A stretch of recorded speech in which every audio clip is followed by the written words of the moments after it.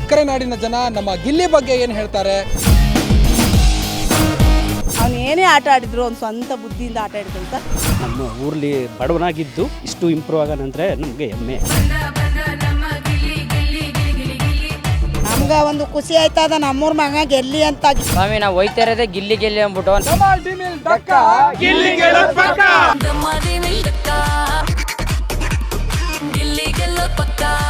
ದುಡ್ಡಿರೋರು ಏನೇನೋ ಹೇಳ್ಬೋದು, ಸಾವಿರ ಅನ್ಬೋದು, ಬಟ್ ಹಿಂದೆ ಎಷ್ಟು ಕಷ್ಟಪಟ್ಟಿರ್ತಾರೆ ಅಂತ ಪಟ್ಟಿರೋರ್ಗೆ ಮಾತ್ರ ಗೊತ್ತು.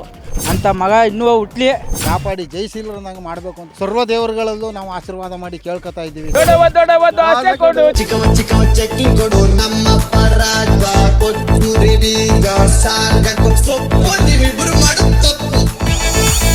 ಗಿಲ್ಲಿ ಊರಲ್ಲಿ ಗ್ಯಾರಂಟಿ ವೀಕ್ಷಿಸಿ ಸಂಜೆ 6 ಗಂಟೆಗೆ.